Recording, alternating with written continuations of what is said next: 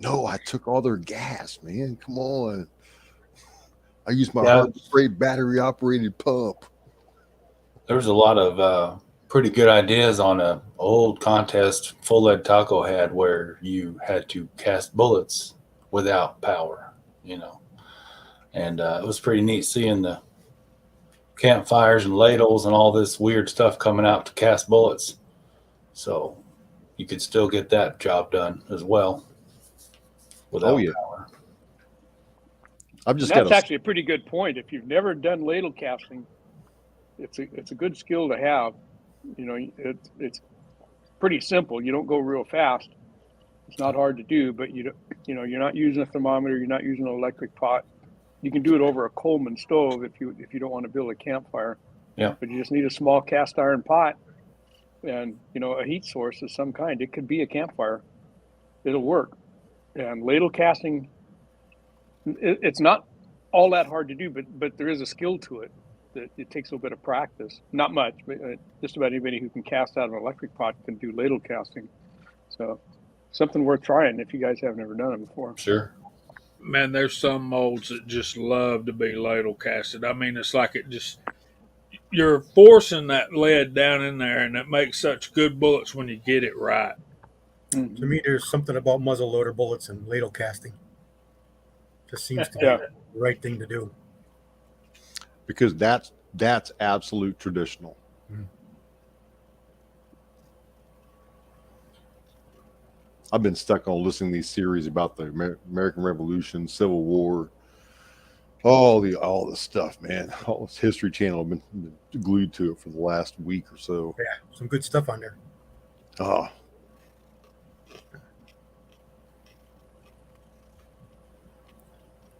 Back when Absolutely. men were men. I'll text you some ideas after the chat, Timmy.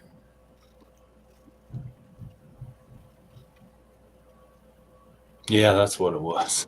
Do y'all remember who won the Taco Apocalypse? no, I do not.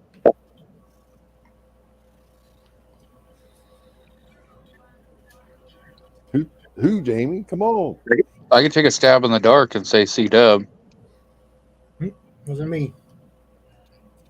There was three winners, or that was one of those multi-level winner deals. That was the hardest video I ever made, and I was the first one drawn. Was it the Yugo? Yep. Yeah, that's what I Won thought. I knew it was a you. Mauser that we thought was an M48 Mauser, and then when we got it, it didn't say model M48; it said model 98. So that led some to believe that it was a German capture. I don't know, but I'm happy with it. It's pretty. Oh, yeah. It's a nice one. I've got to shoot it. And I'm sorry that I spelled that wrong, gentlemen, and everybody in the side chat. I couldn't think of how to spell apocalypse or apocalypse or James uses soup. What kind of soup do you use, James? He uses water and soup to clean his brass. They're like high acidity like tomato soup. Or would you go traditional with chicken noodle? That'd probably do it. Probably chicken and stars. I'd want to use cream of mushroom soup. Let me go back to something CW said just for a second. Back in the 1800s or pre-Civil War, most guns that you bought, handguns, came with a toolkit, which was generally a one-piece tool, and a little casting thing to cast one bullet at a time. No, I don't remember it. I wasn't there. And I've Looks like- seen It looked like a pair of pliers. Yeah, some Yeah. of the old reloading tools, like the old Ideal number 1, number 2, 3, 4, 5, and 6 that had that would do all the reloading plus had one cavity mold built into a fence pliers type of a tool. kind of like the 310. But I have an old one that was made in about 1906 for 3855, and it does everything, including casting the bullet. It'll size the bullet. It'll you got to rub your own grease into the grease screws, but it'll resize the case, flare the case, seat the bullet. Does everything with just one tool. Pretty cool. They're going for a pretty high price on eBay right now. Yeah.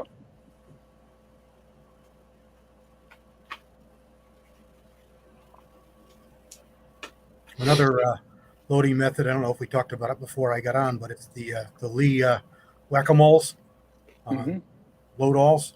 They made them in a number of calibers and gauges, and they required nothing but that kit and some projectiles, powder, and primers to load. Yeah, hammer of some kind. I strictly started out with those, and I still got 9 sets, and I gave my 270 to Jamie because he was, I just surprised him with that. But that's really neat. And I can see it right now. Yeah, I've got a half a dozen of the pistol caliber ones. Every once in a while, I'll get one out, just to kind of remember how to do it. I don't use them very often, but I have in the past. They're a great thing to take to the range. If you're going to get out and try some different loads and stuff, all you got to do is have something solid underneath it and a hammer that won't tear it apart, and keep on keeping on. Yes, sir. Y'all help Tim S out on that. He don't have to have a 311 diameter mold for 30-30. Lee makes a couple of good flat tip bullets in 309, and they're going to drop closer to 310 and a half. They got a 150 and a 170, I believe, both. I have the 170. Maybe even It actually drops closer to 180 grains, and it more like closer to 311 than 309.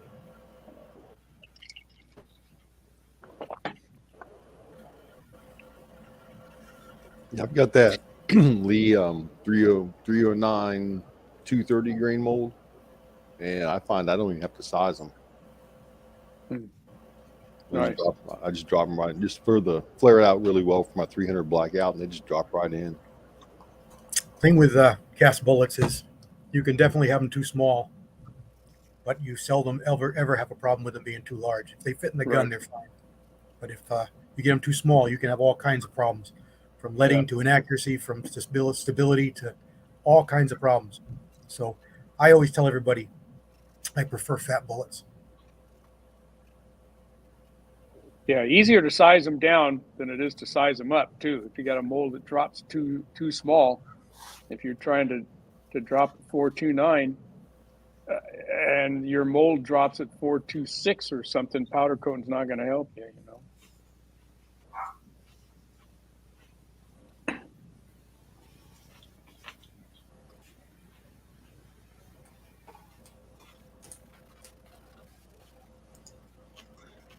I had some people get on my side there. I was trying to send them over here so they could show up on the main chat. So M.C. showing up. Yeah. 6-shooter Texan. Maybe that'd be a neat video to put over on Rumble, since we can't show how to do it here. But that'd be neat once you get that rolling. Yeah.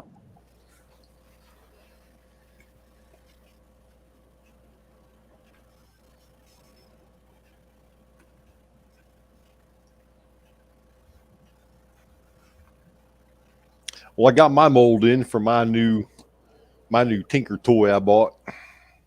Nice. Which mold did you get, Gene? I got the semi-wad cutter from Lee 240 grain. I'm going to try that one first. Yeah.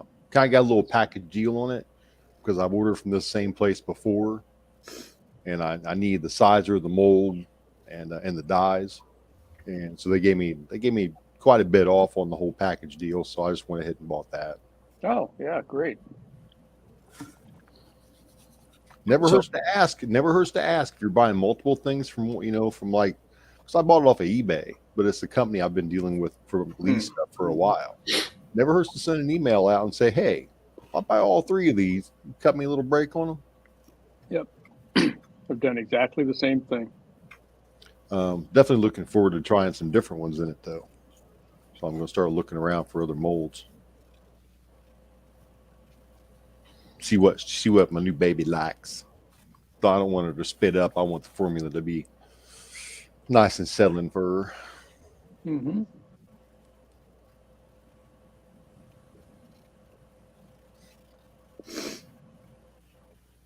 Which one is that M1A? Is that what weight are you talking about? I think I know what you're talking about, but I use those too. They feed and function and cycle great in the ARs I got. G23. I bet it's that 311 410, that little 135 Probably. grain. That's what I was thinking. G doesn't like ARs. He don't like 30 cal ARs. He only likes them 40 cal high points. There's Chuck. What's up, Bulldog? And M.C. We're not exactly new, man. We coming up on our 5th anniversary pretty soon in May, I think. A couple months away. He must have been over at Hillbilly's chat and come over here. Yeah. Yeah. I think Yeah, I he had just means people coming. new So chat I'm just in. putting up, I copied the link on your guys's and then I'm posting it on my chat so people can just click on that and come right over. So I hope that works for everybody. It's pretty Yeah, cool good seeing this gap being bridged over the last course of the year or so with foreign and domestic. You had barbecue, guns and barbecues chat, and you have all these other smaller chats kind of connecting the dots between us all. We're starting to see people of all sorts in here and keeping everybody unified. It's pretty neat. It is, man. You're right, Mark. It is really nice to see. Yep. I think Chris from the 740's done a lot in that market. He's Yes, sir. he has really pushed it and drove it, and yeah. Well, that's what we were trying to accomplish when we started this stream. Well, it came. We did our part. It just took a while. Yeah, I think you're talking about that same bullet. I could Yeah. probably go there and find one. Yeah, The those are 762. good stuff. That 311 359 works great too, guys. If anybody needs any, let me know. I'll cast some up and send them. You've got a nice one from with a flat point on it there. Accurate or Arsenal or one of them. Yeah, that's another one I've got. It's 150 grainer. 150-ish, yeah. Yeah. Arsenal, Tom over at Arsenal Molds, or Accurate Molds, sorry. But I've had him custom made that and did a good job. There's Stacy Dalton. Welcome in, buddy. Good to see you. Glad to have you here. You got to run down through the side chat here, Jamie. Yeah, we got a So Timmy, there was a question up there that I had posted up from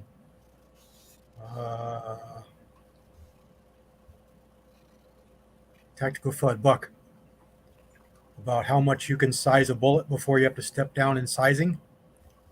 It's going to depend on your alloy. You're going to find that some alloys you're only going to want a couple thousandths, whereas other ones you can push that to probably twice that. But generally, if you're going to go more than 3 or 4 thousandths, you're probably going to need to change your size.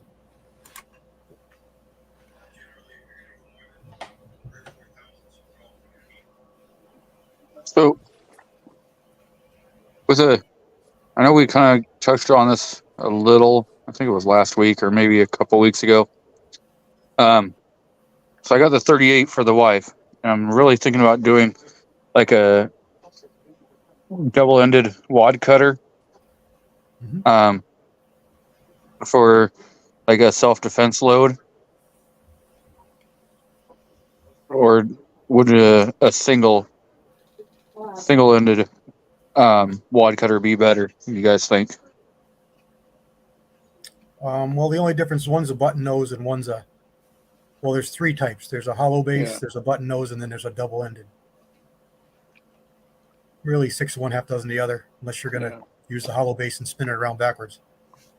Yeah, the only real Oh. advantage I ever saw with the double-ended ones is it doesn't matter which way you put them through the sizer. Or They're- the you know, or load you 'em, yeah. load 'em. That's the only big thing about those when you're loading a lot and you're loading in a progressive. You know, if you're coming through the tumbler, the bullet feeder, it doesn't matter where they go. You know, that's what makes them so great. Other than that, there's really no advantage to them. Well, I did see like Minuteman Munitions out of Washington State, where they're using 2 double-ended wad cutters in a single shell, in a single case. You know, and so they're stacking them on top, so you have 2 projectiles coming out of it instead of a single projectile. Mhm. They're not so popular anymore, but Lyman cataloged them for years for a number of calibers, 38, 44, 45, and they were light for caliber double-ended wad cutters designed just for that. Or for a different bolt, you could put one under a semi-wad cutter. And you could get 2 bullets. I forget the mold number, but there was one that cast. I think it's for 38. It was like a 74 grain wad cutter, and Yep. then they're designed to stack in a duplex load. Yep, they made them in 44s, 45s, Yeah. 38s, probably a few other calibers. But they just aren't popular anymore, so you don't hear about them. I don't know if they probably don't catalog them anymore, but you can still pick them up. They're just a little harder to find. But Yeah. you could probably have them cut from one of the other manufacturers if you really wanted something like that.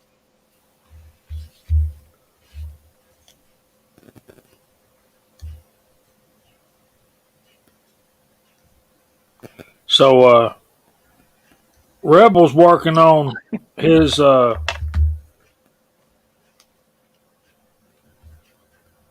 groundhog shoot thing coming up here. We need to have him on next week and let him talk about that. That's a big deal. Jamie, can I address something? I sent Anne Marie. She joined on my side, and I told her to click the link, and she popped over here, and she's like, "So, who's showing on now?" And so, this is Georgia Shooting Connection, and for anybody else that come through that back door, basically, great channel. You need to check it out. You need to subscribe, and I'm sure most of these people on this panel and in the side chat are very familiar. So.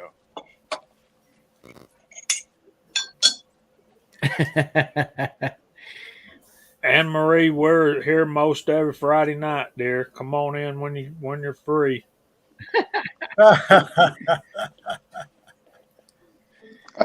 used to have one of those cups, but I passed it on down the line to Mr. Tim S., who really wanted one, and I was like, "Here you go, bud." I That think was you awesome. can still Gee. get them if you get in touch with GGW W Outdoors. Outdoors, yeah. I think Joe still got some. Everybody, please forgive me. Supper was late. I've been struggling. Everybody type in 3030 in the side chat, and I will call out your name on YouTube.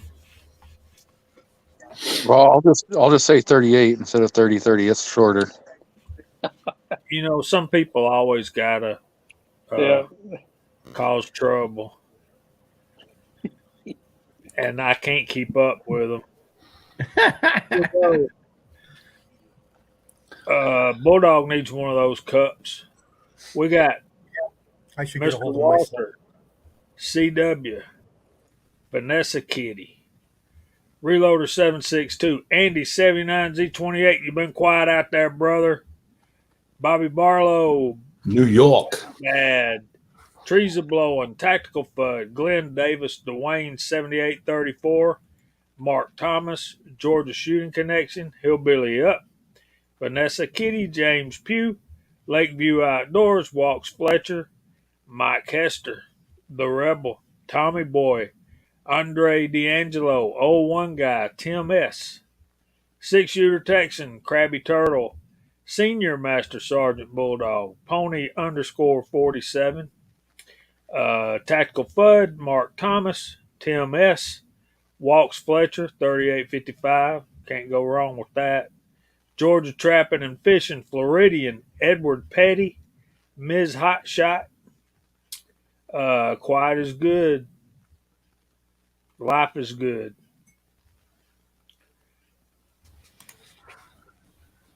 Andy's listening, busy reloading. There's a whole lot worse thing you could be doing, Andy. Like Not drag reloading. or I knew you were paying going to say taxes. drag race. GGW Outdoors. Just man, we were talking about. Yeah, I need GGW, another. can you still get some Willie Bullet Man cups? I need one to mine crack. What is it about them cups, man? There's We We use them hard, man. I was using mine every day, and I just barely bumped the rim of it, and it put a fracture down, 2 fractures down it, like a pyramid, upside down. I've used mine every day since it came in the mail. I did too, until I just sat it in the sink and I put something else in the sink, and I just bumped the rim of it and it cracked it. And I didn't even notice it. I put a couple. Is it a porcelain sink? No, stainless sink. Oh, okay. Sometimes glass to glass makes that frequency happen. Yeah, could have been one of our dinner plates, because it probably was. But I put coffee in it the next morning. Come out here and sat in my chair, put my coffee down. Next thing I know, there was a wet spot. I was like, what's going on here? I didn't spill it when I set it down. Oh no. Picked it up, and you can start to see the dark, the coffee line on it. It's like, oh man. It's got a good enamel on it. It's got good color and everything. So Don't be showing off. get him. Tell him, GW. My wife broke a bullet that Nathan sent. A coffee cup that Nathan sent me a long time ago, and my first Willie cup about a week apart. So Well, that's what that Flex Seal tape's for. I need to get another TRN cup, the Reloaders Network cup, because somebody put it in the dishwasher and stripped it clean of its, almost clean of its picture on it. Yeah. Oh, there you go. Yep. She put it in the dishwasher and destroyed the logo. back to our original topic. I was telling. No, seriously, don't run off, Walter. I got. This is good stuff. Did you see that black squirrel? This is the thing that struck me, and what I think me and CW really wanted to dig into tonight about the. There's Ozark Spirit. Sorry about your hogs, man. I was hoping they were coming back on whoever Yukon. Anyway, one of the things that kind of blew my dress up about what Hillbilly's presumption was in offering this topic is, what if we don't have our books? And I'm like, if I don't have my books, I probably ain't gonna be doing no whole lot. I'm not gonna unless I'm sure of what I'm doing. I'm not going to do it. But and we can talk. CW's got a couple of videos where he distraculates how to come up with low data based on. What? Distraculates. Okay. Yeah, that's wonderful thing about English. You can make up your own words. Hey, it sounded good to me. I like it. I'm going to use it. Distractolate. I got some distraculating I need to get done right quick. We just don't want too many discrepancies, and we'll be all right. Right. We're good, Ozark.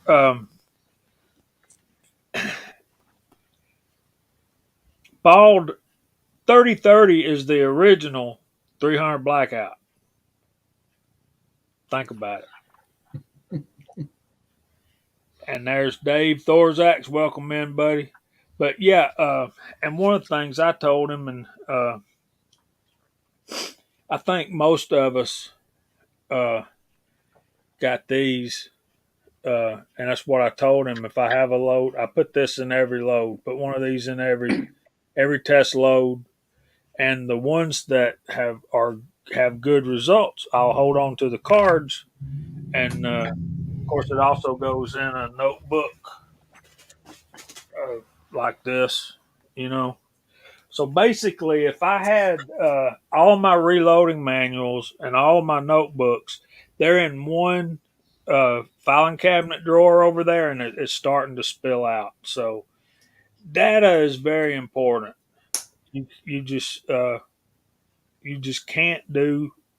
I mean, there's always going to be some form of data that you can build on and build from, but to just go in blind like that, like a new caliber. And one of the things CW pointed out was, when that first load data come out for 350 Legend, it was about that much of it, in your die set,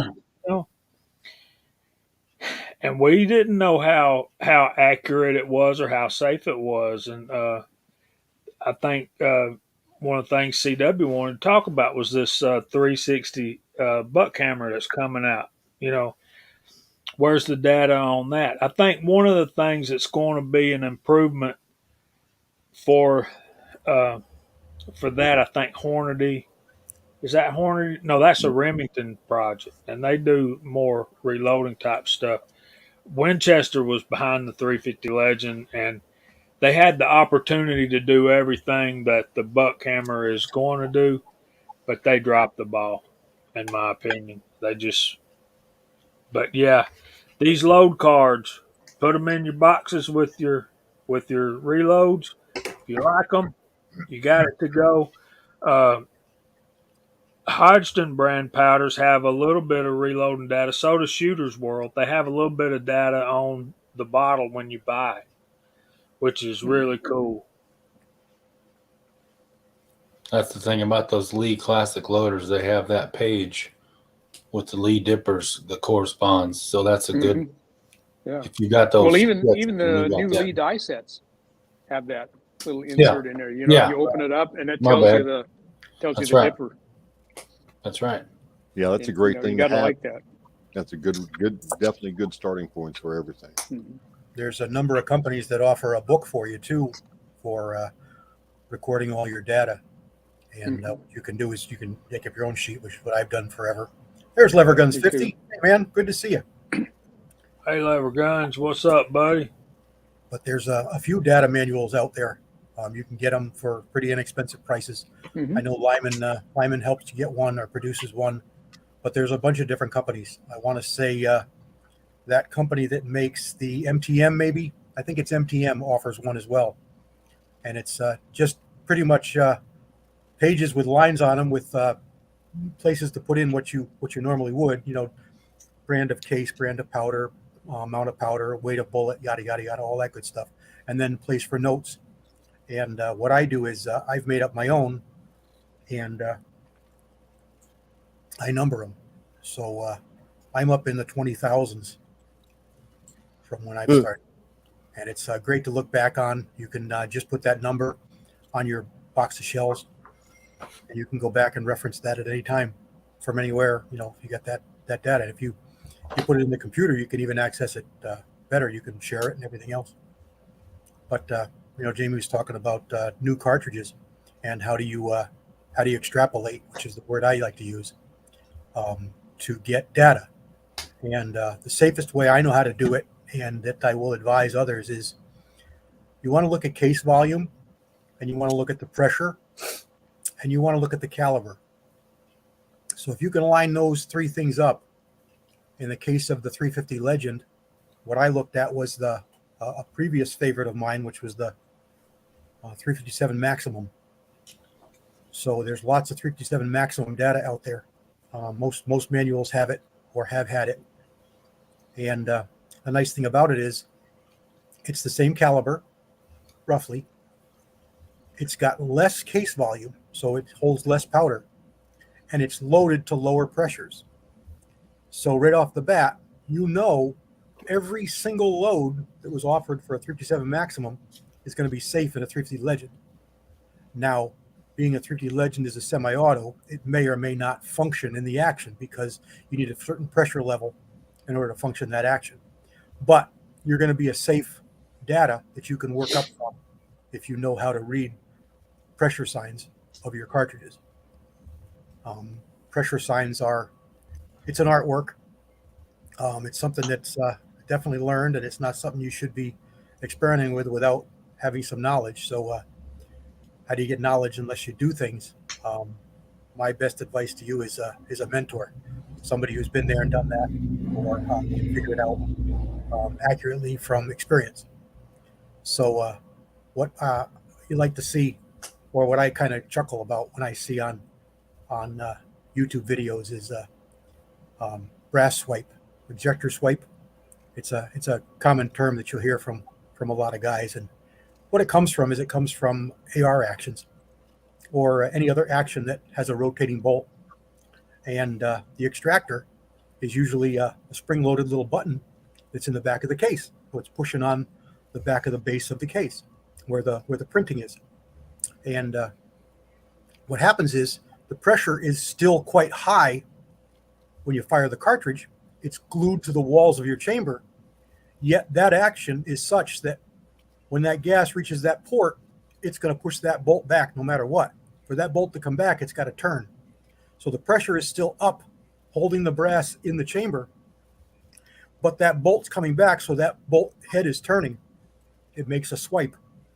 It only happens when you have higher pressure loads in that action. But I'll watch guys with a bolt action rifle saying, oh, well, it's not too high, I don't have an ejector swipe. Wrong. You can't get one. You can't get that. You can't be that fast with the bolt. So I just kind of chuckle at those kind of things. It's a little bit of knowledge, but the wrong application of it. Also, I like to correct everybody because I'm not being a stickler so much as I'm trying to be safe.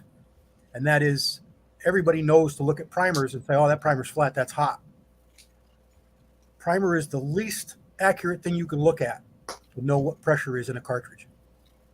Least accurate. And the reason for that is none of them are the same. They're all made of different thicknesses. They're all made for different pressure levels. You don't know what that primer is when it's in that case, like on the floor, just fired in your gun, unless you put it in there. And then even then, if you're not knowledgeable to know that certain brands of primers are either overly soft or overly thin, what you're going to get. For instance, Remington used to make a little bitty 1.5 primer, and it was a nice light little primer that they used in the Hornets and really light low pressure cartridges. Well, if you ever stuck that in, let's say, well, what could we put it in? A 350 maximum, 357 maximum, or 350 Legend. You would think you've got the hottest load in the world because it's designed for 15,000 cup and you're running at 50. Or let's say it was a light load, you're running at 40. You're still running at 4 times what that primer was designed to work at. Mm-hmm. So you think that's going to be a flat primer? Darn tootin' it will be, and you won't be in a hot. You didn't poke a hole in it. So, the primers are very inaccurate to look at on their own to say I've got high pressure or low pressure or no pressure. There's a few times you'll also find that most primers, except for those really, really soft ones, most average primers, you're not even going to see pressures, flattened primers, pressure evidence in most other primers, normal primers, until you get up above 35, 37,000 cup. And there's some cartridges that don't even run that high. So if you're running 38 special, you're saying, oh, I'm fine, I'm not getting flat primers. You could be totally wrong. You could be running way more pressure than you're supposed to and never get a flat primer, because the 38 special runs at much lower pressure. It's around 19,000 cup. That's never going to flatten a primer, or your average primer. It's not going to, unless you're going to be using those like 1.5s. So primers are very poor on their own face value to choose for pressure levels. So back on the topic, which was cartridges we don't have data for. So you look at common cartridges that have about the same pressures or less pressures, are about the same bullet diameter, but most importantly, have about the same case volume. And you can extrapolate what will be safe based on that. Right. And somebody was talking about, I think it was Tommy Boy, talking about emailing Shooter's Yeah. World. Yeah. Back when I was doing the 35 Remington load series, I wanted to do Buffalo rifle, and they didn't have any data for Buffalo rifle and 35 Remington. And I called them up, and they said, "Well, hold on, I'll send you to the ballistics department." And I sat there on the phone for about 25 minutes with their head of ballistics, and that was really cool. He told me some really cool stuff about Shooter's World stuff that I've shared with y'all before. And Tactical Fud was asking me, do I still use the brass prep checklist? I have one right here that I just filled out right before we started. So yeah, I use that alone. I've got quite a few of those printed up.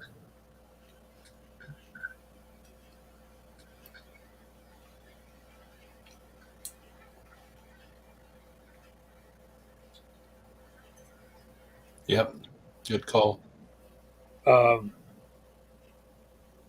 That link that Reloader 762 put up there was for a printable reload data card, pretty much like this. So yeah, you can order these from the Reloaders Network if you want to go over there and pay for them, but and that will help their community out pretty good, I'm sure. But at the same time, there's a You can also put your favorite apple pie recipe on the back too, couldn't you? you So- probably could. Could somebody drop a link out in the chat for the Reloaders Network for people who may not be very familiar with them? It's just the reloadersnetwork.com. I mean, you just got to spell it out. Yeah. It's a pretty big deal. They got a little place on Discord too. A lot of these guys y'all see over here, like this guy, the Rebel, and Tread, and Charlie Irby, all them guys. I can't wait to get retired so they can, so I can go just type little messages all day long, reload, cast bullets, powder coat, send them pictures. Yeah, man, they have their own community over there doing their own thing, and it's pretty fun. It's really cool if y'all up to go hang out with them some. What else do we want to talk about tonight? So, I think where Hillbilly was coming from on his topic was, like you'll hear a lot of some people talking about getting their information offline and not going and pulling it straight from an actual manual. And so, if your power is out, you may not be able to pull those same information from online. But like everyone's saying, is you should always have books, the reloading manuals, plus, if you have a favorite load for your certain guns, you want to make sure you have those written down on what performs best for, your high point 10 millimeter yeet cannon, Yeah, and I think we covered a lot of stuff. I was thinking maybe kind of like a list. I mean, like, I'm not a loader, but I would like to know this if I would start loading. Kind of a list of a few things that a person would need, or what to actually, something come like that. So, he talked about like scales. So there's probably not a whole lot of people that don't have, or most people's probably got digital scales. You know, uh, if you got a digital, gauge or calipers, stuff like that. And also, Jamie, you had said something that night when we was talking about um, pan lubing and stuff like that. That's something I had never heard anybody really talking about much or any of that stuff. And so, yeah, I was just kind of curious if that was to happen. What would kind of people need, or maybe on hand, in case that come up to where you had a hand press or whatever the case might be.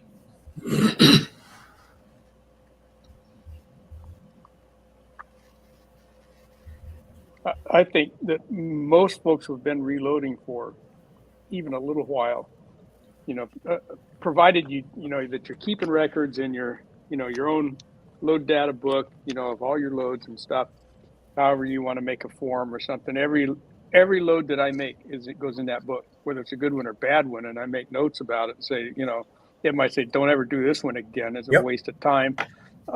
No good. And most of our equipment is manual and not electric.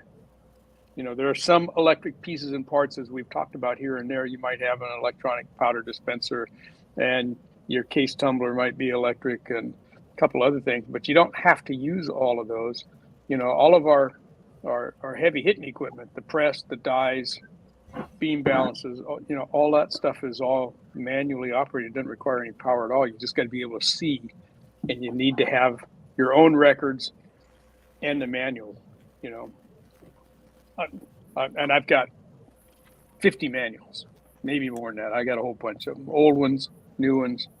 If you're a bullet caster, sooner or later you're going to come across a mold that hasn't been made for a long time, and it's not in Lyman's manual, and RCBS didn't even put one out anymore, but they have in the past. And so you get one of those old manuals, and you start collecting these older legacy manuals, ones that haven't been published for a while, and they're going to have that mold in it with some data for you to start with. So that's another kind of a tip there. If you get a chance to get some of those older reloading manuals, particularly the ones that have cast bullet stuff in it. Yeah, handy. absolutely. If you're going to cast, the absolute must is that Lyman Cast Bullet Handbook, and I think. And the more experience we get, the more of these books we buy, the more informed we are. And yeah, we need to do a show, Hillbilly, on what we need to get started reloading. Absolute bare minimums, and you can add other stuff as you go. But one thing you do not need is a Lee safety scale. I knew it. Yeah, nobody needs that. Well, they're You good need targets. you need two. Then. You don't need Yeah, one. You need two. Yeah, I like Kind of what like a guy needs two hats like this, right?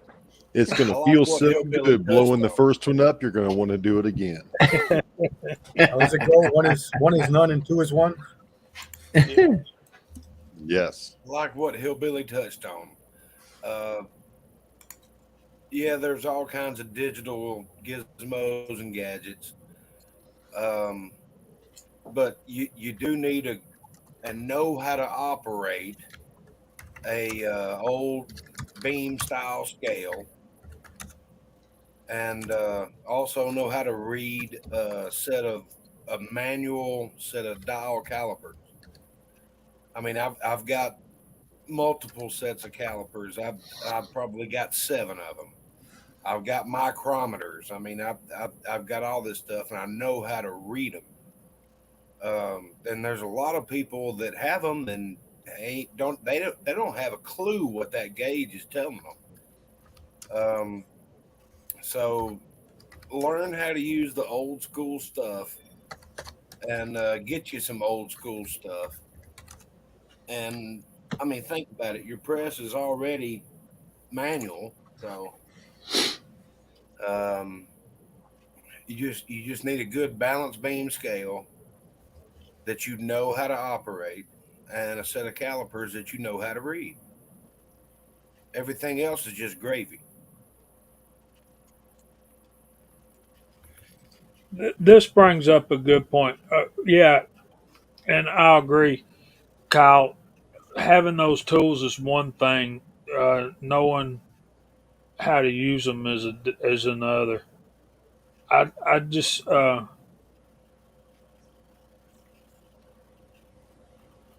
yes.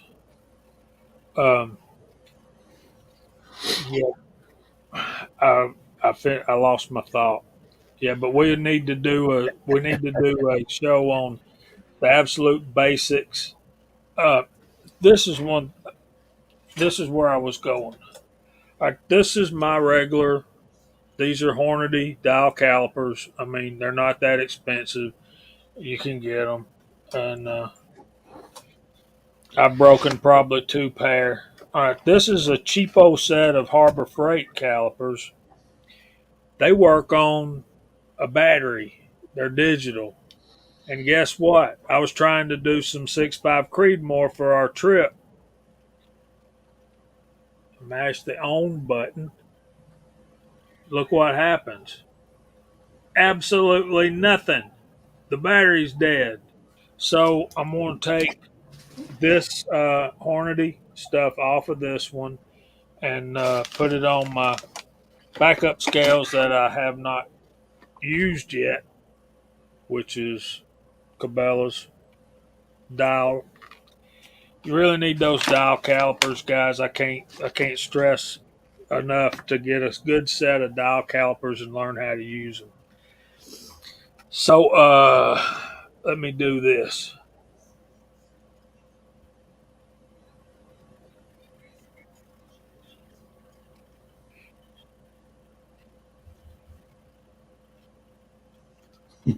You're wrong for that. You're wrong for that, Hillbilly. You're wrong for that, Bulldog. Oh,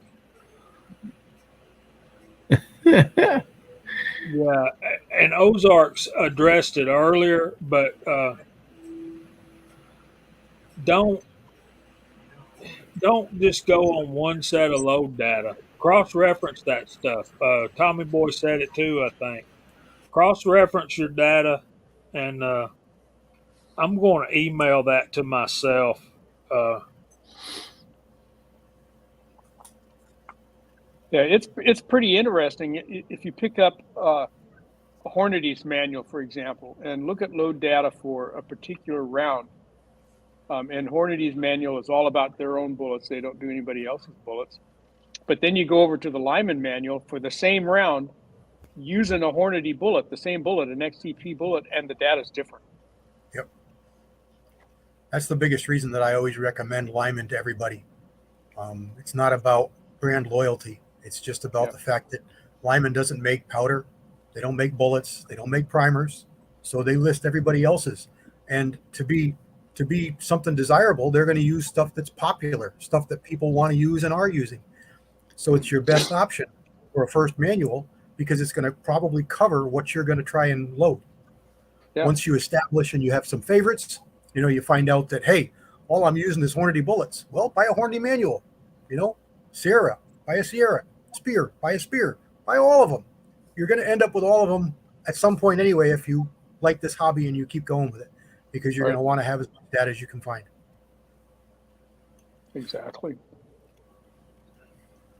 All right. We had all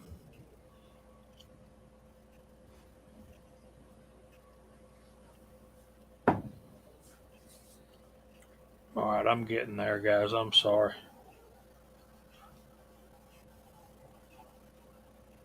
Okay. See if I can do this. I want to say congratulations to our brother. That guy. he got his cancel. His whole channel was deleted about 6 months ago, and he is already passed me up, and not just me, but got 1,000 subscribers this week. Yeah, thank So you, everybody. Awesome job, CW. It's awesome, buddy. I've been watching it. It's been stuck at like 990. I saw it was 994, and it's like I blinked, and now it's like 1,007 or something like that. So it's yeah, pretty cool. Congratulations. Thank you.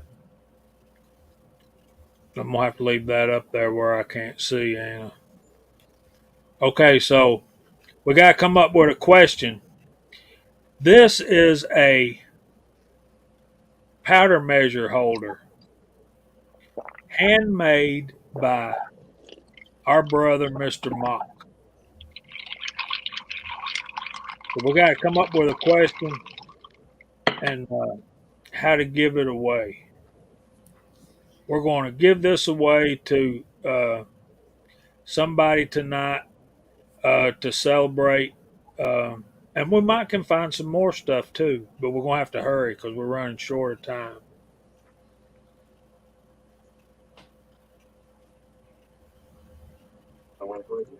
So why don't you just use the StreamYard giveaway tool?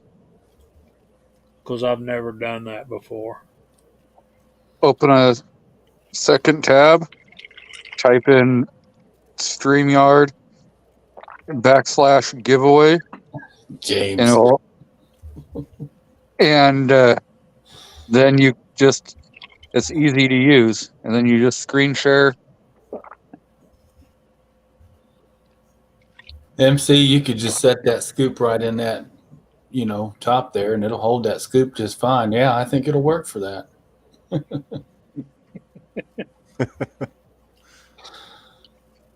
Guys, I made that up just out of some stuff at work. I'm going to make another one and send it out so it'll look similar, if not just exactly the same.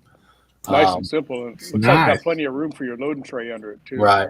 And I would suggest a small pinch clamp or something. It may be okay by itself with the heavier, Lyman Brass Smith or the unit flow from your RCBS, but flipping that lever up and down, I'd probably want to clamp it or some kind of, hold down. So, but a lot of guys will take those and tap them into an old iron, 5 or 10 pound weight, and then that's perfect. I've got one set up like that. Takes up a lot of room, but you can move it around. It's mobile too, so it's not a permanent fixture, but it definitely comes in handy.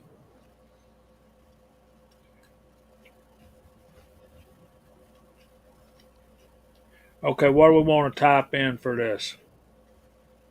How about hashtag CW1K? There it is. I like it. Perfect.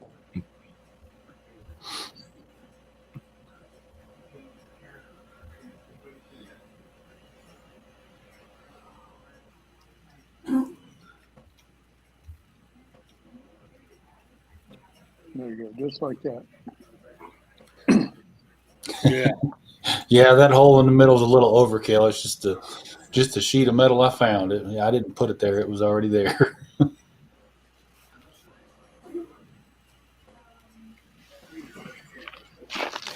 Okay. We have another picture with it. I didn't want to use the other picture because it would be like the comment was Uniflow not included. Just put it up there. It's like to see a demo. They know they ain't getting a Uniflow with it unless I can find a good deal on one. But no, it doesn't come with a Uniflow.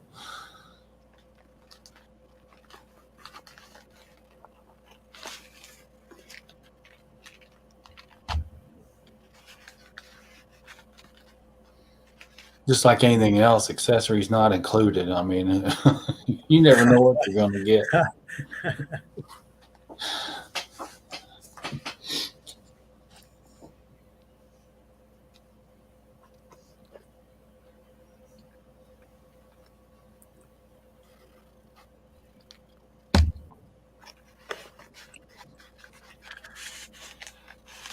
Also got 3 boxes of bullets.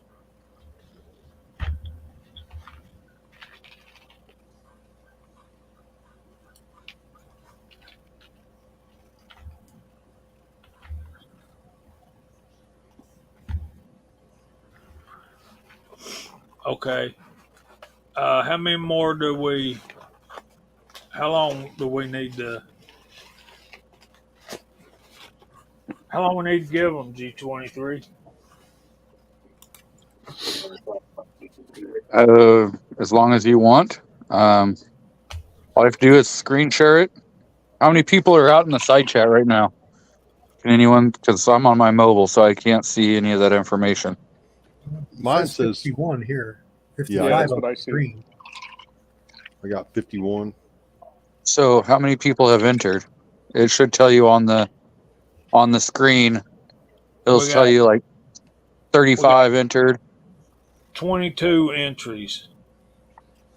out of 51. There's a few more I'm now. showing we got 56 folks. Yeah. So if you're over on Hillbilly's channel watching this and you put in the hashtag, it's not going to count. You're going to have to hit the link, come over to the Georgia Shooting Connection chat, and put the hashtag in there for it to work. So, otherwise, you're not going to be entered and stuff. So, I don't know. Give it a minute or two longer. So, say 9:25. Yeah. If And now also like and then I share don't- your screen and roll the dice. yeah. And I don't, since I don't reload, I'm not entering. So but nobody's typed it in on my side except for Dale Pogue asked what was the hashtag. So Dale, hopefully you can see it there, and you were linked to this here to Georgia Shooting Connection, so it should show up. If it don't, look, you need to click on that link. See, I want to type it in so they'll show it, but if I do, I'll be entered. Yeah, So- that's the same with me. Jamie, just hit Re-roll. your screen share. Hit your screen share, and it will pop up on the screen what they need to type in. So this way, you don't have to actually type it in out in the chat. It will be right on the screen for everybody to see. That would be that one. How about Well, that? Good. Popped in. Hashtag CW1K. There we go. Max pressure for 30-06 would be about 60,000 psi, I believe. As long as you're not loading it in a Garand. There's a big difference there. Yes, sir. Grand's going to be what, about 10,000 less. 48? Yeah.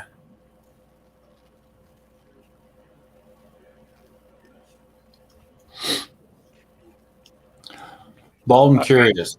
What weight of a 38 bullet are you wanting? Because I'm sure plenty of people are jumping in on that. Let us know what you need, and we'll get you started. I didn't Yeah, see I what got- he typed in. It zipped right by. Everything's going so fast. Mm-hmm. Bald, you need to text or email me your mailing address. Send it to me, Jamie. I'll give him some. I got a lot of 38s loaded up. If you prefer a weight, let me know what you want there too. Well, he don't know what he wants. That's the purpose. I got you. If he's got something in mind, we can either detailed or just throw a bunch at him. So I'll say this about that.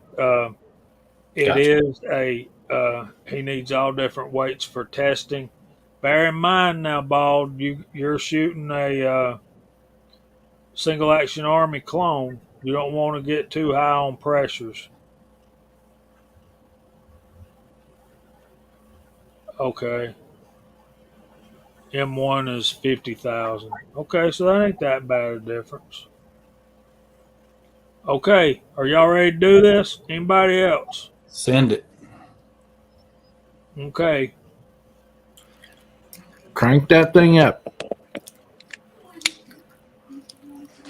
Are y'all ready for this? We're up to As ready as 30. we'll ever be.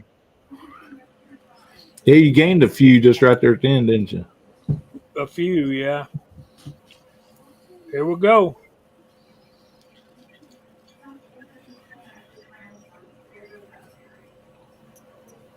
Krabby Turtle. All right. There you go. Congratulations, Krabby.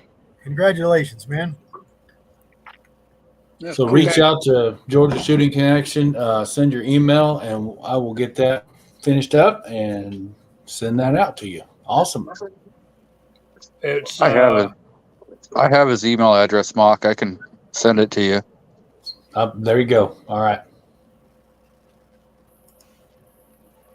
I'm sorry, guys. I had some minor technical difficulties. Had to restart and start over. Made it Okay. back. That's good. all right. Let's go back over here. Let me stop sharing. Let me go back over here and That's okay, Kyle. I have technical difficulties and not even be around a computer, buddy.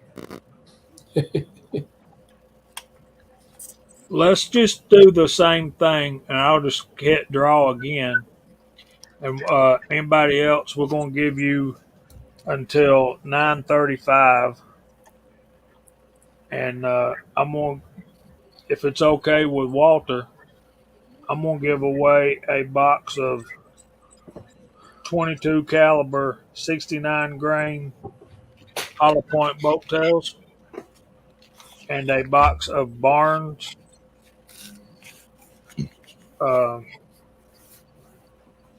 MLE military law enforcement lead free tactical bullets. These are 55 grain RRLP FP 1 and 9 twist or faster. What does that mean? Light penetration. RRLP Put it up FB. there, Jamie. I'll make you big. Hold on. Do it again.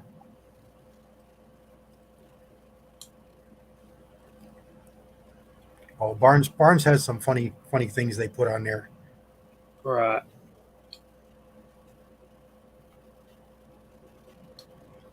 .55 grain RRLP FB. FP is probably flat base. Probably. Anyway, so if you load 223, we got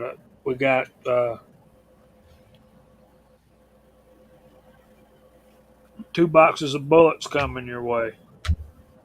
And these are good ones. Barn makes good stuff, but Sierra is probably my favorites. I like Hornady too, but I tend to like the Sierras a little more better. What do y'all think? Yeah, bring it on. Sounds good. Okay.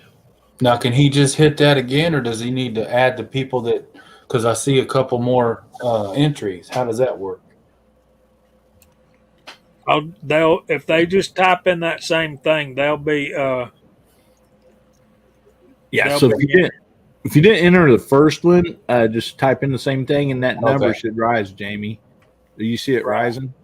It So the at contest 31. doesn't end; it stays open. Okay, that makes sense. Or the Yeah, roll. as long as he doesn't close it out, but the number may not go up. I mean, you may not physically see the number go up unless you would to redo the whole thing. But the name I should don't- automatically go in there. No, I don't believe. If I type it in right now, since I didn't join the first one, it should go up. Otherwise, it's not working. You have to do another one, part 2 or whatever. Just change the name, and everybody'd have to re-add. But I'm pretty sure it still keeps collecting them, if I'm not mistaken. Yeah, it will still keep collecting, but the ticker may not. If it's at 35, it may not go up to 40. But it'll still put the names in there. You just won't see that the 5 new people added the names. y'all making me work tonight. Well, yeah. That's what you get for starting this.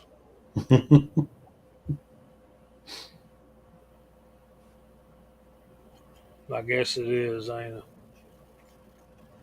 Can't do it for a better bunch of people, right?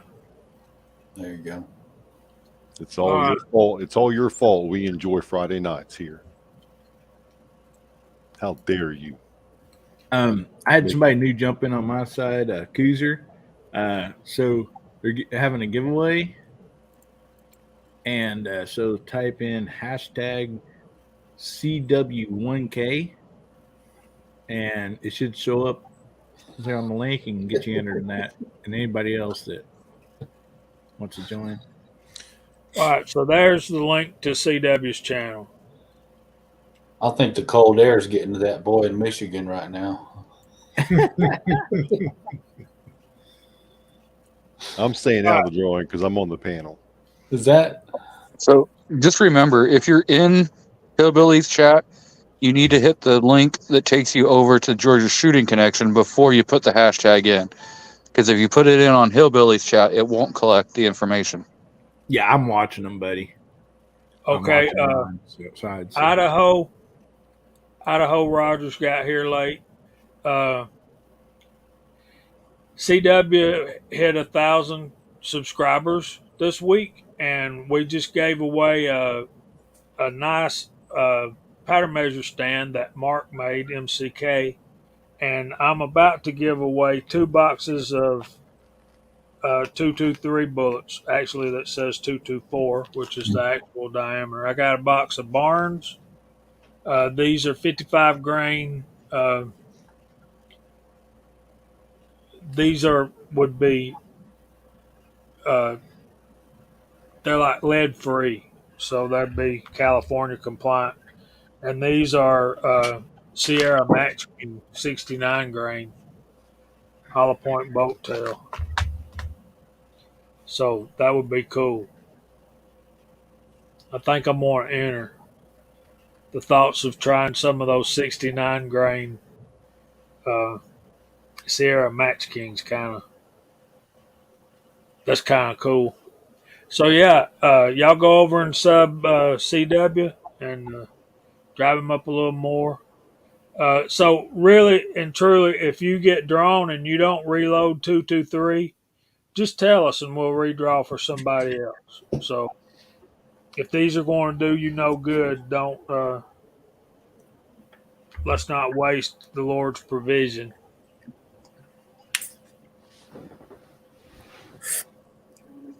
Yep. That's the reason why I'm not entering it. This is 1, I'm on the panel, and 2, I don't do 223. So 223 would do you. 762 by 39. Yeah, yeah, that's yeah, okay. in an And AR platform? And not in a commie, I beat you to it, JG. You're good. that AR platform. I don't know why somebody was having a bad dream and put that thing out there. When I'm in the side chat, I'll be okay to type that out, but I'm not going to say what I normally call it. Because it's wrong. Yes, it is very wrong. It should never have been introduced to the AR platform.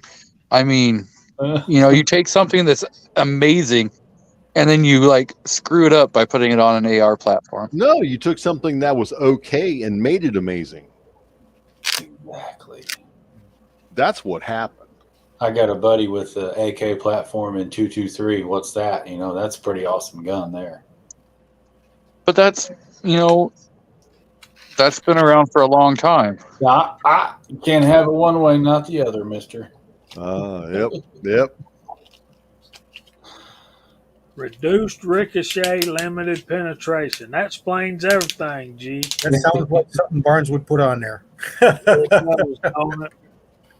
Yeah, I'm just waiting for High Point to come out with an AR and AK. Right. There you That's go. going to be so heavy and bulky. Oh, boy. Need a wheelbarrow to carry that thing around the woods. It'll look like a Ma Deuce. Yeah, it'd be a mongoose for a wagon. You and I both need 44 caliber bullets. Oh yeah, me and Jamie both need those. We got 44s coming. Well, I got mine. He's got his coming. Tim S. got it. It's an abomination. Jamie, I can hook you up with 44 caliber bullets. Just come over by the house next time you're down this way. Cool, man. Me and Jamie gonna both show up with 5-gallon buckets. I don't know that I got that many. Tactical, yes, I do. You need some? Let me know.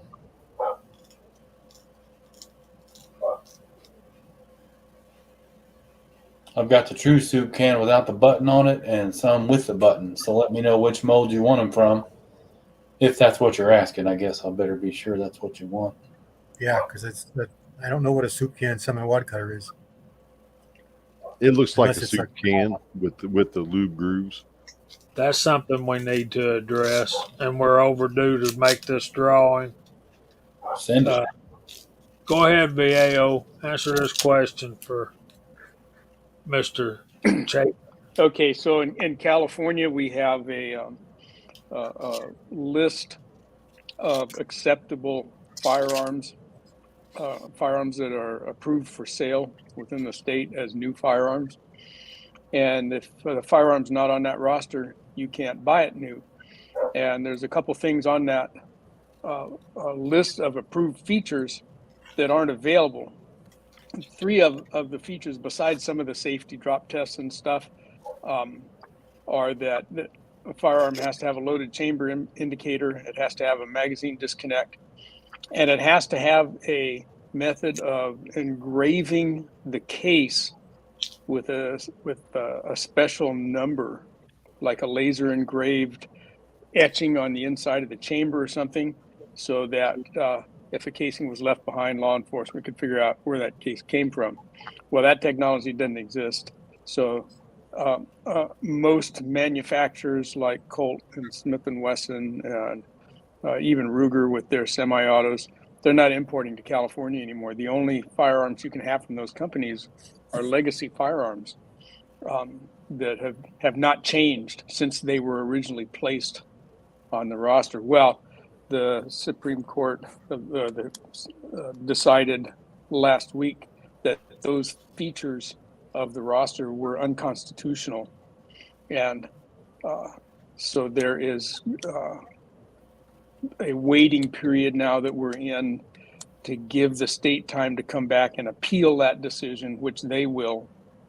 And it'll take some time before those limitations are removed from California's roster system. And if it comes to fruition, if they do that, then we can go buy. The manufacturers will be able to ship more firearms to our FFLs here in the state. But I can't go buy a high point 10 millimeter.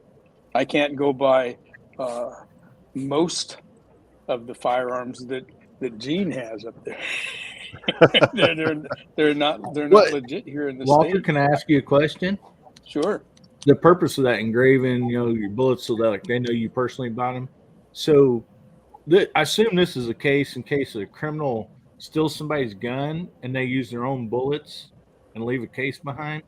But the criminals are just going to use the revolver, or pick Right. up the That's rest. where its flaw is. It's just another Good point. stupid California. Well, it's not stupid on their part.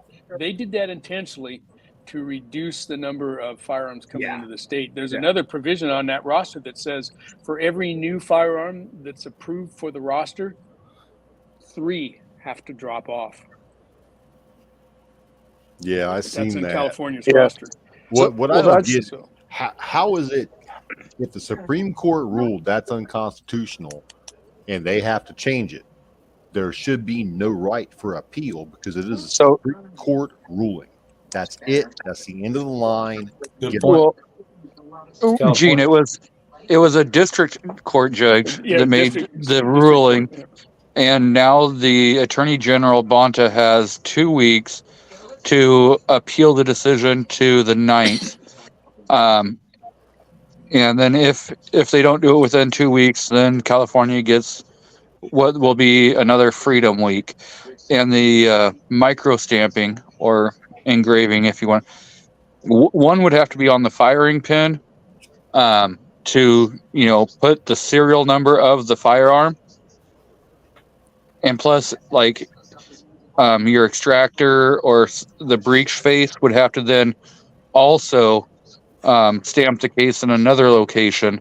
So it has to be on the case in 2 different locations. And even if they put that stuff in there, you would have to be redoing that about every 100 to 500 rounds. You'd have to get a new firing pin with your firearm's serial number and a new, wherever they decide, if they put it on the extractor or if they put it on your breech face or if they put wherever they decide that they're going to put that second location, both of those parts would have to then be replaced every 100 to 500 rounds. Yeah, and so the manufacturers have said, you know what, we're We just got to not get gonna ship that to California. giveaway going. Yeah. We're running out of time. This is why we try to stay away from politics. Yeah, we had a runaway train, buddy. Yeah. So we'll get back to this if we have time. Go ahead, Hillbilly. Yeah, Jamie. I know you only you get off here by 9. Is that correct? Or try Your to? time. Yeah, my time. I'm sorry. So what I would like to do, to celebrate CW's big deal, I would also like to give away one of these knives that I give away on my channel all the time. So same deal. If you can just roll it twice, the second winner of the roll will win one of these. I'll send it to them. So All right, that's Crappy okay with you guys? Turtle. We're up to 40 entries. Wow. Okay. All right. All right. This one is for 2 boxes of 223 Remington bullets. Here we go.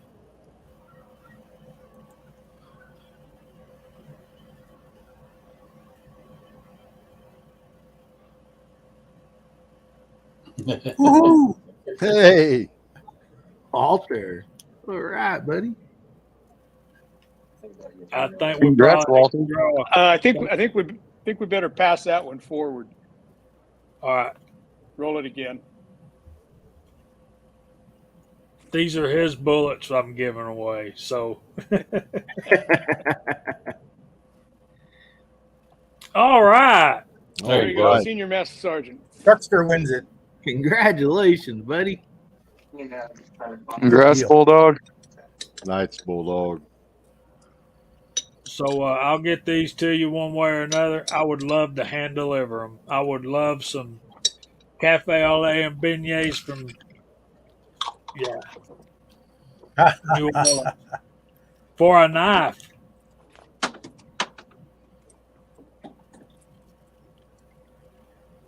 Lakeview Outdoors, all right. Congratulations, buddy. Now we're talking. Way to go, Lakeview. All right, so we got golly, I gotta write this stuff down. Lakeview, I just put my email. If you don't have it, it's on my about page, but I just put it in the side chat there. So if you can email me and what color you want, you got a choice of red, black, blue, and green, buddy. Nice. Blue. Blue is the only way to go. I got the blue one. G23, did you ever pick yours up from the post office? Yes, didn't I? All right. Yeah, Okay.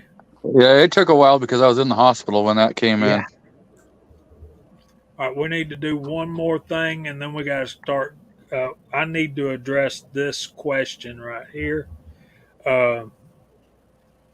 Okay. I answered it in the side chat. Yeah, but I'm going to show him. All right. I dropped this, so it's all sticky and stuff. All right. This is a cast lead bullet for 44. All right. You see that red band at the bottom? That is traditional lube. All right. This groove right here is a crimp groove. That would equate to to a cantilure, but I'll show you that in a minute. So that's where you want to roll your brass, and that's the lube groove. And if I got one that is not, here's one. This is just a random bullet I picked up. You can see that. See the lube groove? You got a crimp groove and a lube groove on that one as well. Come on, focus. Anyway, so It does get this confusing.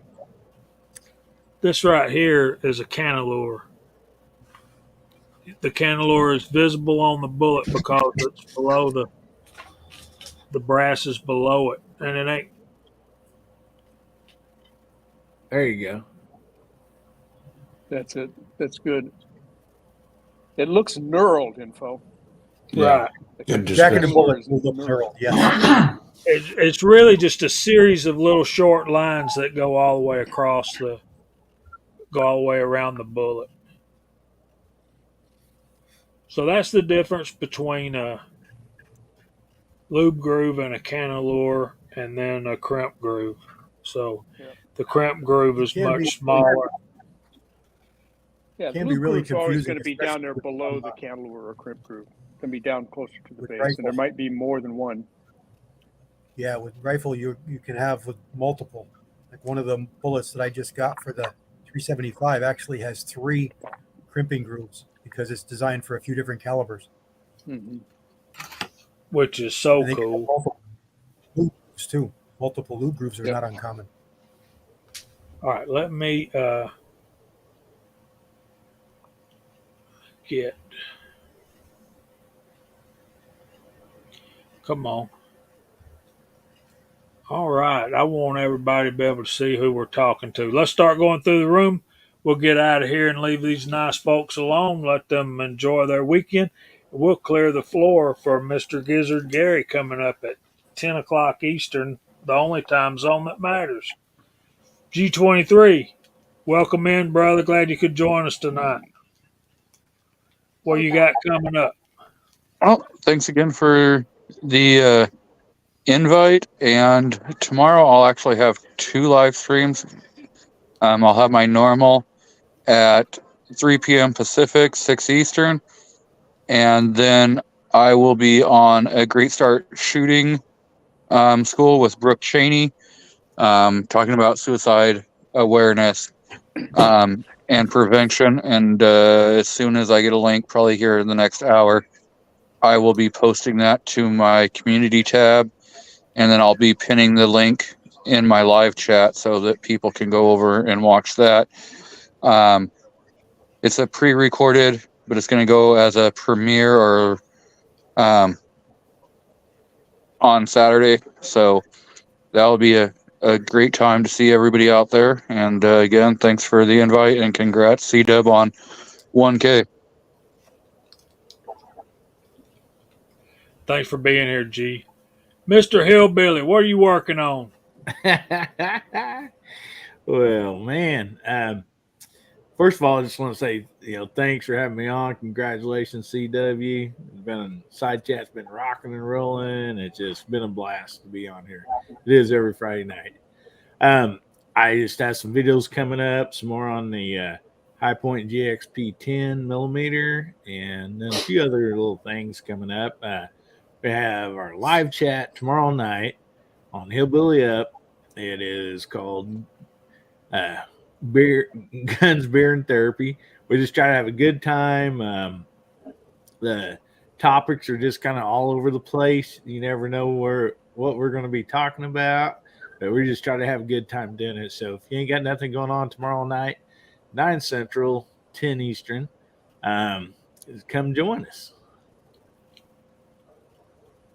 Thanks for being here, buddy. Thanks for having me. Appreciate it. And for those of y'all that hadn't seen it, Hillbilly is we're having fun on Saturday nights. We really are. Anyway, thanks again, buddy. Mr. Mock, thanks for the giveaway, man. Cornbread and honey. You gonna be making any videos this week? Oh, maybe. I'm doing some 8mm D-mill stuff and getting ready for the trip. I got to load some bullets. I might be bringing the more than capable Man Bun Creedmoor with me. A buddy of mine wants me to take it, so I'll get some loaded up for that. He's got a pet load already, so I'll just get some loaded as his specs say, and we'll have some fun with that old rifle. It's a Waypoint. I don't know if you've heard of those, but it's pretty neat. So I ain't got much going on. Just enjoying my weekend. So we'll pass it over to West Coast. Well, first of all, thanks for the invitation to come and participate here, Georgia Shooting Connection. I always look forward to Friday nights and side chat. Good to interact with all you folks over there tonight too. Had a really good group, and it's good to see some of the folks from Hillbillies channel coming over here and participating as well. That's kind of a good idea. I think we keep pulling that off. I got a few things coming up. We'll keep doing the Moldy Mondays, where I'm dragging some of my molds that have been sitting in the chest for a while and I've never used, and casting those up and showing you how they work, and then go shoot them. I have a brand new mold from Lee that they just introduced. It's a 356 147 TC. They never made that mold before, and they Titan Reloading just popped it today, so I ordered one, and that'll be coming in. And that one I'm going to just take through the whole process in a video of a brand new mold. How do you get it prepped, go cast it, take the bullets, and go shoot it, and actually do some casting videos so I can put it over there on Rumble, because we just haven't been able to do much casting here. And I got another firearm sitting in jail waiting for the 10-day period to elapse, so that'll be a surprise next week sometime. I'll show you that one. But that's what we got going on over here. Plenty happening with old Viejo. Hey, Gene. What? There What? he is. Oh man. What do you got going on? Sorry, Hey. I was playing a Mark Thomas. No, not really. Hey, thanks for having me on tonight, Jamie. I really appreciate it. Panel, man, enjoy being on here every Friday night with you. Highlight of my week, I'm telling you. Side chat's always popping, man. Them guys are crazy. What have I got going on? I got an IDPA match tomorrow. Then I'll be working the rest of the weekend. Got some videos planned to make. I got some in the hot pot cooking.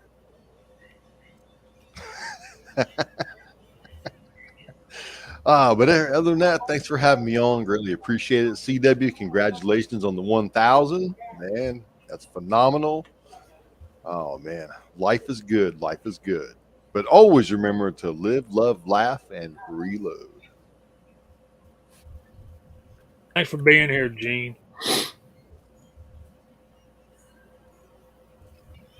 I'm trying to type. Oh yeah, we are. A few of us are getting together up there. Yeah, I don't care who you are. I love all of y'all. Jiffy Mix ain't cornbread. I'm sorry. It just ain't. And because I love you, I tell you these things because I don't want you to be mistaken. So there's that. Kyle Lusk, what's going on, brother? You doing anything this coming week? The Grand Cornbread Wizard has just spoken. CW, congratulations on 1,000. Thanks, man. Walter, I love the Moldy Mondays. I've actually got one that I got from a member of the panel that I have yet to cast with. I might do a video on that. I've also, Jamie, if I may, I have an announcement. Go for it. Are you okay with that? If you're comfortable with it. I'm comfortable with it. Everybody in the panel and everybody in the side chat, I'm officially engaged. Woohoo! All right. Congratulations. Congratulations, buddy. I feel like Walter's reaction. Do what? I still like Walter's reaction. Before we went live, Kyle said, "I'm engaged." Walter says, "For what?"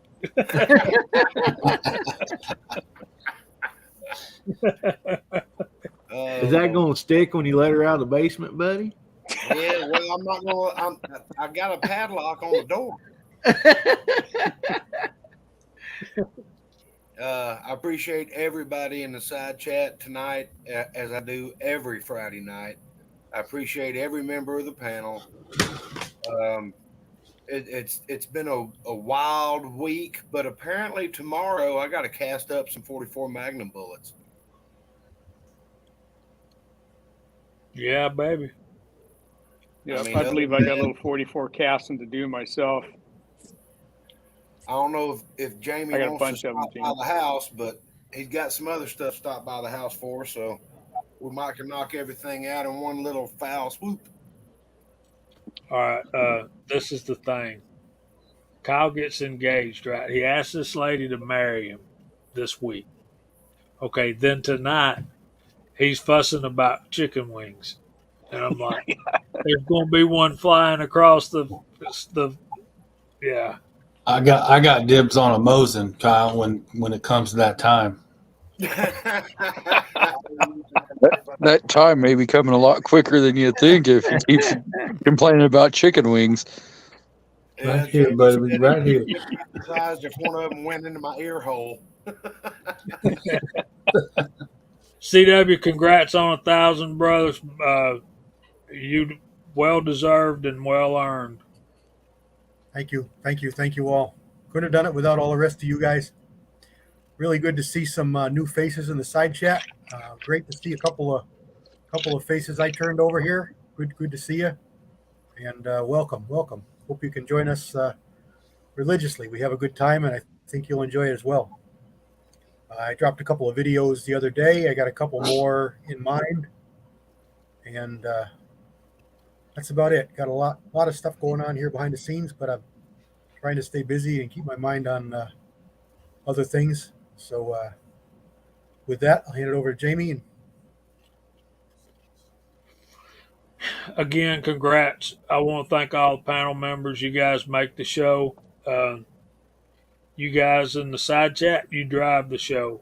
If weren't for you, we wouldn't have anything to talk about. So fun times. Glad you were all here. I appreciate every one of you. M1 Abrams subbed and hit the bell. Great. We try to do this every Friday night, and we're coming up on 5 years in May, and we'll look and find the exact date.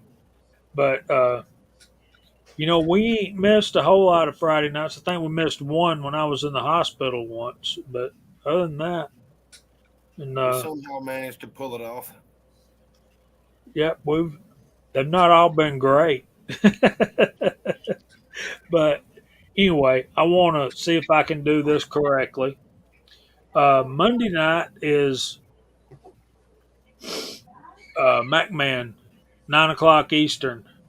Tuesday night is the Reloading podcast. Y'all guys go over and check those guys out. It's pretty much a taping for their podcast. Then they go back and edit what we see, and then it's pretty big time. But anyway, so Wednesday night we've got Chris from the 740 and High Boys Battle Room Bible Studies on Wednesday nights as well. Then on Thursday nights, we got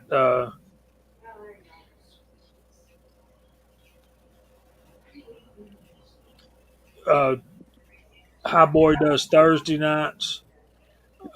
Friday night is us. Then Saturday at 6:00 Eastern, G23, 8:00 Uncle Jim, 10:00 the Hillbilly Nation, and it's a fun time over there.